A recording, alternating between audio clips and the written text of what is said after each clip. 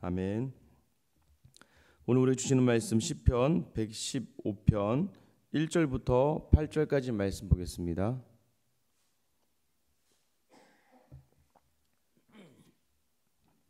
시편 115편 1절부터 8절까지 말씀 같이 한 목소리 읽겠습니다. 여호와여, 영광을 우리에게 돌리지 마옵소서. 우리에게 돌리지 마옵소서. 오직 주는 인자하시고 진실하심으로 주의 이름에만 영광을 돌리소서. 어찌하여 문 나라가 그들의 하나님이 이제 어디 있느냐 말하게 하리이까. 오직 우리 하나님은 하늘에 계셔서 원하시는 모든 것을 행하셨나이다. 그들의 우상들은 은과 금이요 사람이 손으로 만든 것이라. 입이 있어도 말하지 못하며 눈이 있어도 보지 못하며 귀가 있어도 듣지 못하며 코가 있어도 냄새 맡지 못하며 손이 있어도 만지지 못하며 발이 있어도 걷지 못하며 목구멍이 있어도 작은 소리조차 내지 못하느니라. 우상들을 만드는 자들과 그것을 의지하는 자들이 다 그와 같으리로다. 아멘. 할렐루야.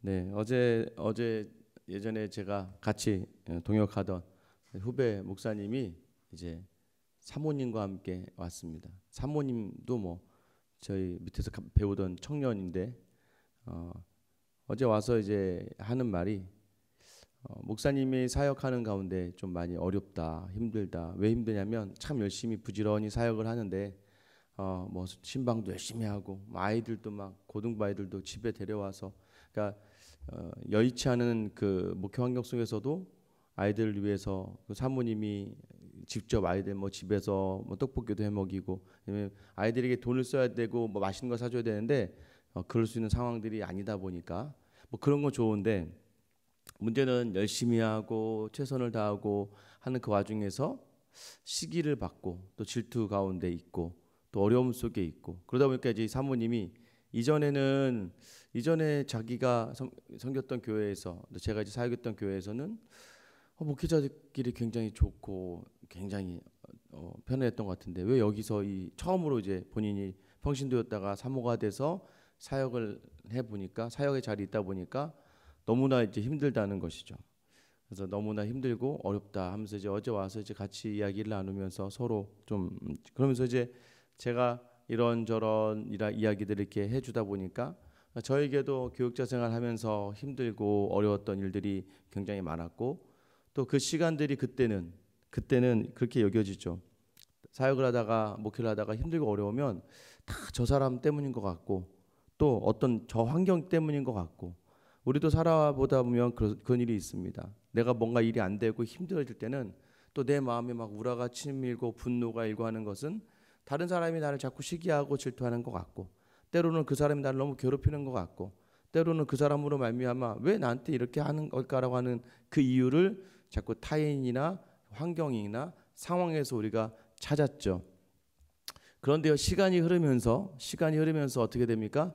신앙이 이 말씀이 주는 유익이 있습니다. 기도하는 사람들에게 하나님 특별하게 부어주신 유익은 뭐냐면 어제도 그런 이야기를 쭉 하다가 보니까 제 입에서 어떤 이야기가 나오냐면 결과적으로 하나님께서 나를 하나님의 사람으로 만드시려고 주셨던 시간들이었다라는 고백을 하게 되는 거예요. 그것이 바로 현명한 사람의 모습, 제가 현명하다는 게 아니고요. 그런 얘기를 하다 보니까 그렇게 나오는 거죠. 사랑이 많으면 많을수록 그런 고백이 많이 일어납니다. 심지어 자녀들이 잘못되는 게 부모의 잘못이겠습니까마는 자녀를 너무나 사랑하는 부모들은 자녀가 무엇이 하나 잘못되었을 때 그것을 전부 다 내 잘못으로 여긴다는 것이죠. 그죠? 아이들이 뭔가 삐뚤어지고 힘들어질 때 심지어는 살인자의 부모조차도 마지막 인터뷰 순간에서는 온전한 부모는 어떻게 이야기합니까? 다 내 잘못이라고 다 내 잘못입니다라고 이야기하는 것이죠. 예수 그리스도와 하나님의 사랑이 안에 풍성하면 풍성해질 만큼 우리의 고백이 이렇게 나와야 되는 거예요. 다 내 잘못이구나. 다 나를 위하신 하나님의 뜻이었구나. 이 이스라엘 백성들이 바벨론 포로로 끌려갔다가 포로로 나올 때 이스라엘 백성들이 깨달은 바가 무엇이냐면 우리를 왜 이렇게 고난 가운데 바벨론의 밑에 이렇게 노예로 우리가 있게 되었는가? 근데 그 결과는 처음에는 막 바벨론을 욕하고 주변의 그 유대 지도자들 욕하였다가 나중에 그곳에서 그들이 깨달은 바는 무엇입니까? 우리가 하나님의 말씀을 순종하지 않았다. 그래서 바벨론 포로에서 돌아온 모든 사람들, 그때 제가 말씀드렸죠. 그때 이 바리새인들이 생겨납니다. 처음에 시도는 좋았어요. 말씀으로 돌아가야 된다. 말씀으로 돌아가서 하나님 뜻대로 순종해야 된다. 그런데 이제 그 순종의 것들을 모르니까 순종의 것들을 하나 둘 셋 넷 하다가 613개를 만들어 버린 거죠. 그래서 뭐 이미 하루에는 1km 이상 걸어가면, 주일날에는 1km 이상 걸어가면 안 된다, 일을 하면 안 된다, 불을 켜면 안 된다 등 여러 가지 것들을 자기들이 하나님을 사랑하는 마음으로 열심히 해놨다가 나중에 좀 문제가 되는 것이지만, 처음의 의도는 굉장히 신실한 의도였습니다. 오늘 본문의 115편은요, 이 바벨론 포로로 끌려갔다가 돌아온 이스라엘 백성들 그 시대에 어떤 한 시인에 의해서 만들어진 찬양입니다. 이스라엘 백성이 이제 바벨론 포로로 갔다가 돌아왔으니 얼마나 처참하겠습니까? 가진 것도 없고 아무것도 없고 하는 상황이죠. 1절 말씀에 보면은요, 여호와여 영광을 우리에게 돌리지 마옵소서, 우리에게 돌리지 마옵소서. 오직 주는 인자하시고 진실하심으로 주의 이름에만 영광을 돌리소서. 여호와만 영광을 받으시기를 간절히 구합니다. 왜 여호와가 간구를 받아야 합니까? 왜 여호와만 영광을 받으라고 간구합니까? 주는 인자하시고 진실하시기 때문입니다 라는 말을 합니다. 그러면서 하나님, 나에게 영광이 있는 것이 아니라 하나님 영광 받으셔야 됩니다 라는 거예요. 이 의미는 여러분, 정말 하나님 영광 받으세요 이런 의미가 아니에요. 뭐예요? 하나님, 내가 회복이 되어 나를 통하여 하나님 영광 받으셔야 되지 않겠습니까? 나의 영광에만 멈춰지는 것이 아니라. 포로 생활을 끝나고 돌아온 이스라엘 백성들이 많이 힘들었나 봐요. 가장 힘든 게 무엇이었을까요? 2절 말씀이죠. 어찌하여 문 나라가 그들의 하나님이 이제 어디 있느냐 말하게 하리이까. 이게 뭐예요? 니네 하나님 어디 있냐? 야, 니네 하나님이 있는데 니네가 그렇게 포로로 끌려가냐? 포로로 끌려갔다서 이렇게 처참한 생활을 하고 있니? 야, 니네 하나님은 도대체 어디 있냐? 니네 하나님이 살아계시다면 어떻게 자기 백성을 이렇게 바벨론 포로 생활을 보내고, 포로 생활 가운데 돌아온 너희는 가진 것도 없고 아무런 힘도 없는 그런 연약한 사람들 아니냐라고 묻는다는 것이죠. 여러분도 그러지 않습니까? 물론 주변에서 대놓고서 여러분한테 너 하나님, 니네 하나님 있어라고 하는 경우도 있지만, 사실 그런 경우는 정말 뭐 농담조나 뭐 약간 너무 힘든 상황에서 던져지는 말이겠지만, 근데 우리는 그렇게 이야기하는 것 같은 그런 상황을 많이 겪습니다. 너 기도 많이 한다며. 야, 너 그렇게 열심히 하잖아. 너는 근데 왜 그러니? 라는 그런 표현들을 많이 우리가 그런 느낌들을 가지게 되죠. 한번 이제 한 집사님과 얘기하게 되었는데요. 집사님이 참 이제 뭐 뒤늦게 신앙생활 하시면서 정말 짧은 시간, 한 2, 3년의 순간에 굉장히 많은 이제 신앙, 이렇게 저랑 제자 훈련도 같이 하셨는데, 그 굉장히 신앙이 확 올라가셨어요. 그래서 뭐 정말 뭐 중간에 뭐 이슬람에 막 선교도 가시고 할 정도로 짧은 순간에 확 올라오고, 사실 그 이슬람에 선교 가는 것도 딸 때문에, 딸을 어떻게든 예수 믿게 하려고 하다가 딸이 신청해 놓은 거 딸이 안 가서 본인이 다녀오신 거예요. 그런데 그 정도로 열심히 하는데 딸하고는 계속 부딪히는 거죠. 계속 삐딱선을 타고 싸우고 서로 불화가 있다 보니까 결국에는 힘들다고 계속 그게 기도 제목이죠. 제자 훈련할 때마다 목사님, 그 딸하고 계속 싸워요. 걔는 왜 그런지 모르겠어요.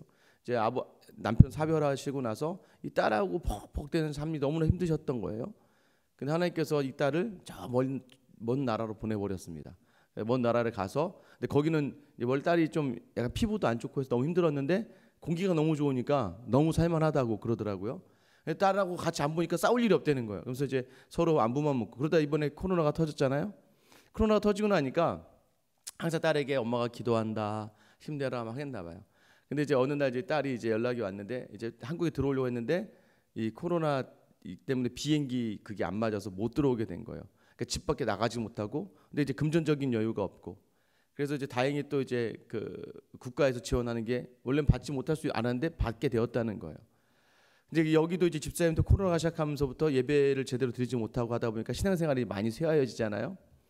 하루는 이제 딸이 갑자기 전화 통화를 하다 보니까 그 지원금을 받았는데 자기는 그 조건이 안 돼서 다시 반납하라는 얘기가 나왔다는 거예요. 그 딸이 열이 막 받은 거죠. 열이 막 받아서 엄마에게 그랬다는 거야. 엄마 기도하지 마. 엄마 기도하니까 이렇게 된 거잖아 하면서 엄마한테 막 뭐라고 했대요. 근데 순간 이 집사님도 화가 나서 나 요즘 코로나 때문에 기도 안 했어. 그래서 나도 기도 안 했어. 그러니까 이제 어머니도 화가 나니까 이제 그렇게 얘기했는데 자기가 너무 부끄러웠다고 그 얘기하더라고요. 예.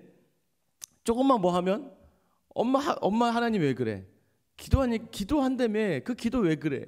여러분 자꾸 이제 이게 뭐 웃으면서 우리가 그냥 뭐 들을 수 있는 이야기지만 사실 우리 가족과 우리 형제들과 우리 주변의 사람들이 우리에게 그렇게 얘기하는 거거든요. 너 새벽기도 나간다며. 여기 계신 분들 그러지 않아요? 야, 새벽기도 나가서 기도하는데 너는 왜 그렇게 사냐? 새벽기도 그렇게 하는데 네 자녀들은 왜 그렇게 살아가지? 라고 하면서 얘기한다면 여러분 어떻게 하겠어요? 어떻게 하시겠습니까? 그런데 이 시인이 3절에 어떻게 이야기합니까? 오직 우리 하나님은 하늘에 계셔서 원하시는 모든 것을 행하셨나이다. 하나님이 원하시는 바를 행하신 거야 라는 믿음의 고백을 이 시인이 하게 되고 또 우리로 이 고백을 하라는 거예요. 내가 힘든 거, 야, 힘든 시간이 있어야 되는 거야. 하나님이 이 시간을 원하셨어.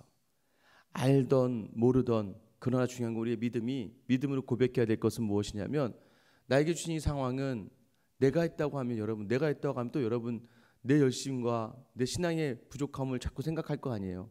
하나님은 그러신 분이 아니라니까요. 하나님께서 하나님의 원하시는 바를 원하시는 그냥이 아니라 모든 것을 행하시는 분이라는 거. 결국엔 아까 제가 고백드렸던 것처럼 아직 더 가야 할 길이 많겠죠. 저에게도 목회의 길이 이제 뭐 담임 목회 처음 시작인데요. 앞으로 가야 될 길이 너무나 많겠지만 그 목회의 길에서도 고난이 있고 아픔이 있고 뭐 여기 계신 뭐 성도님들하고 저거 뭐 싸울 일 없겠습니까? 뭐 하다 보면 싸울 수도 있고 서로 간에 불편하고 막 원망이 서로고 막 부르르 떨기도 하고 막 억울하고 여러분 그런 일들이 많이 있을 거예요. 근데 그런 일들을 겪으면서 시인의 고백은 무엇이냐면 그래도 하나님 하늘의 하나님이 행하시는 모든 것은 하나님이 원하시는 모든 것을 행하시는 것입니다. 지금 이 상황을 통해서 나를 단련시키기 위하시는 하나님의 뜻과 계획을 믿어야 돼요. 믿고 나아가야 돼요. 지금은 알지 못하지만 이 모든 것이 다 하나님이 원하시는 바를 행하시는 것이다. 그래서 하나님이요 어떻게 하십니까? 하나님 모든 초점이 누구에게 쏠려 있다? 하나님의 사람에게 쏠려 있어요. 하나님의 사람을 하나님의 사람으로 만들어내는 거예요. 제가 요즘에 느낍니다. 제가 요즘에 저희 아내가 굉장히 하지 말라고 하는데 아이 얘기 좀 하지 마 막 그러더라고요. 항상 저희 집사람은 아내 얘기하는 걸 애들 얘기하는 걸 별로 안 좋아하더라고요. 근데 뭐 제가 뭐 스트레스 받을 일이 거기밖에 없습니다. 애들을 요즘에 느끼는 게 제가 너무 잘해주는 것 같다 이런 느낌을 제가 들어요. 너무 잘해주니까 얘네가 아주 그냥 기고만장해서 아주 저를 알기를 아주 그냥 껌으로 알고 있습니다. 뭐 조금만 하면 아빠가 그냥 길거리에서 막 울어버리고 막 난리를 치는데 이게 처음에는 그거 울지 않게 하려고 막 이렇게 하다 보니까 어떻게 되냐면 주객이 전도가 되는 거죠. 여러분 4절에 딱 이 시인이 고백하는 바가 있어요. 네 하나님이 어디냐 물어보는 너희들이 그 너희들 섬기는 그 우상 그래 좋다. 그럼 니네 신을 한번 보자. 4절 보세요. 그들의 우상들은 은과 금이요 사람이 손으로 만든 것이라. 자, 야 니네 신들은 니네 손으로 만들었잖아. 입이 있어도 말하지 못하잖아. 눈이 있어도 보지 못하잖아. 귀가 있어도 듣지 못하잖아. 코가 있어도 냄새 맡지 못하고 손이 있어도 만지지 못하고 목구멍이 있어도 소리도 못 내는 그 신 니네가 만든 거잖아 라고 이야기하는 거예요. 결국 그것이 뭐다? 헛되다. 이것이 무엇을 얘기하는 거예요? 니네 우상은 니네 욕심이 만든 거야. 은과 금 아주 귀한 것 니네 갖고 싶은 거 니네가 갖고 싶어하는 것으로 신을 만들어버린 거예요. 내가 갖고 싶은 것으로 내가 가장 귀하다고 생각하는 내 생각으로 가장 귀하다고 하는 것으로 신을 만들어서 그 은과 금으로 신을 만들면 그 신이 나에게 은과 금을 줄 알고 니네가 만든 신이잖아. 여러분 우리가요 놓치는 경우가 있어요. 무엇입니까? 때로는 하나님보다도 더 때로는 하나님보다 더 우선하며 마치 이것을 내 스스로 나를 위한 것들을 위해서 만들어진 것을 내가 그것을 섬기는 대상이 되어버린 경우가 굉장히 많다는 거예요. 그 우상이 되어버린 거 결국은 네 손으로 만든 거라니까 네 손 아래에 있는 거라니까 라고 이 시인이 이야기하는 거예요. 이 고등한 게 있고 하등한 게 있습니다. 하나님 우리보다 고등하시죠. 하나님 우리보다 더 초월적이시고 위대하신 분이시죠. 그 하늘에 하나님을 시인은 찬양하면서 반대로 니네들이 섬기는 그 우상들은 니네 손으로 만든 너보다 더 하등한 니네가 만든 거야. 그런데 그런 것들을 섬기면서 그런 것들을 바라보면서 살아가는 너희들아, 이 어리석은 것들아라고 이야기하면서 시인이 이야기하는 것은 무엇입니까? 세상의 기준으로, 세상의 생각으로, 세상의 것들을 향하다 보면서 망하게 되는 것, 그거 누가 해봤다? 우리가 해본 거야. 우리가 하나님 섬기면서 세상을 같이 겸하여 섬겨봤어. 우리가 하나님은 오직 한 분이라고 하면서 마음껏 섬기자고 하면서 세상의 우상들 바알과 아세라와 많은 신전들을 섬겨봤어. 우리도 너희와 같이 강대한 나라가 되기 위해서 힘의 논리로 자꾸 힘을 세우려고 했어. 우리가 때는 바벨론을 왕으로 모시기도 했고 아수르를 왕으로 모시기도 했고 애굽을 왕으로 모시기도 했어. 하나님을 대신해서. 그랬더니 하나님께서는 우리를 위하여 하나님의 원하시는 일을 하신 거야. 그것이 무엇입니까? 쳐서 바벨론으로 보내버리는 거예요. 왜요? 그곳에서 더 나은 깨달음을 가지고 돌아올 수 있게 하기 위해서. 돌아온 이들의 고백이 무엇이에요? 역시 하늘에 하나님이시다라는 그 고백을 하게 하셨다는 거예요.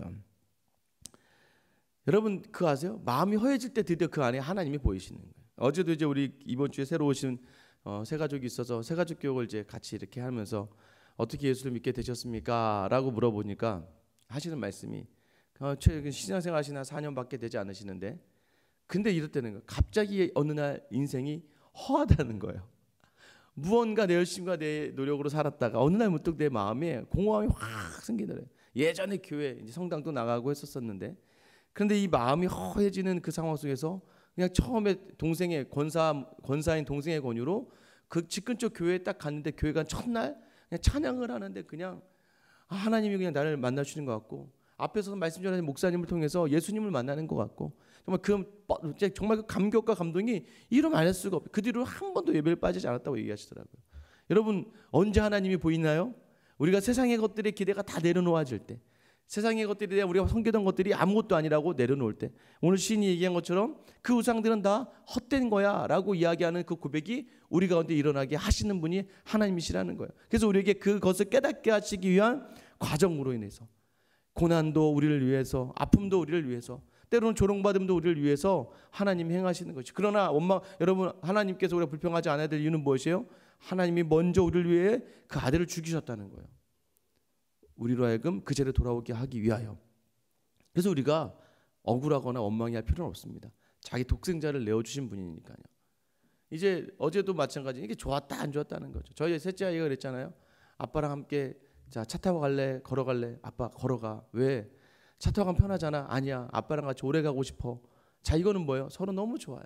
근데 여러분 우리가 이럴 때만 있는 게 아니에요. 때로는요. 자, 어제 집을 나가는데 넷째 아이가 갑자기 셋째가 가지고 있는 조그만한 가방이 갖고 싶었나 봐요. 아빠 나도 저거 사줘. 알아서 사줄게. 지금 사줘. 8시 반에 가게가 문을 안 여는데 어떻게 사줍니까? 어린이집 내내 가는 내내 울면서 단지 내내 울면서 걸어가면서 근데 막 속이 부글부글 끓여서 몇 번을 경고를 하고 너 울면 혼나. 아빠 화났어. 아빠도 화나. 계속 경고를 했는데 막 울면 근데 그 어린 것을 뭐 어떻게 때리겠습니까? 그냥 손 잡고 질질질 끌고 가서는. 근데 그 와중에 셋째는 왜 아빠 이 조그마한 가방 나는 내 돈 주고 산 건데 왜 쟤는 아빠가 사주는 거야 하면서 내내 뒤에서 막 쫑알쫑알 대면서 근데 순간 제가 아침에 정신도 없는데 넷째를 딱 들어줬는데 이 셋째가 숨어버린 거예요. 아침에 아빠 죽겠는데 순간 화가 확 났습니다. 확 나서 어떻게 했을까요? 이 자식 머리통을 한데 꿀밤한데 먹이고요. 일로 하면서 안 되겠다. 이게 얘도 이제 막 울기 시작하니까 우는 애를 학교까지 데리고 갈 수는 없잖아요.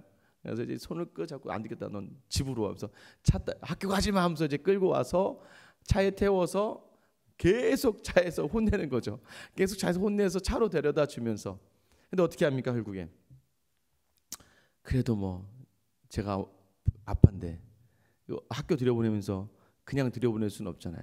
그러면서 나중에 시간이 지난 뒤에 좀 마음이 진정되고 아이를 타이르고 또 그 아이도 혼났으니까 지도 이제 무서우니까 아빠 죄송해요 라고 뭘 잘못했어 라고 물어보고 얘기하고 다음부터 그렇게 하면 혼나? 라고 하면서 또 마지막에는 좀 타이르면서 들여보내는 거죠. 왜요? 여러분 그 길을 손잡고 웃으면서 이야기하고 갈 수 있는 그 꽃길을 무엇 때문에 그런 거예요? 내 욕심 때문에, 다른 사람과 비교하는 것 때문에, 내가 떼쓰는 것 때문에 그 떼쓰므로 말미암아 정말 유익을 누릴 수 있는 그 시간을 놓쳐버리고 마는 거예요. 하나님과 함께 손잡고 이야기하고 마음껏 웃으면서 뛰놀 수 있는 그 시간을 다 자꾸 세상의 것들, 내가 가지지 않는 것들과 비교하면서, 또 나보다 뭔가 세상으로 나은 사람들을 바라보면서, 또 나보다 뭔가 좀 다른 것들을 바라보면서 거기에서부터 나오는 욕심과 내 욕심이 자꾸 하나님 앞에 때를 쓰는 거예요. 때를 쓰다 보니까 어떻게 해요? 그러다 한데 맞아요. 그게 뭐예요? 맞기 전에 잘해야죠.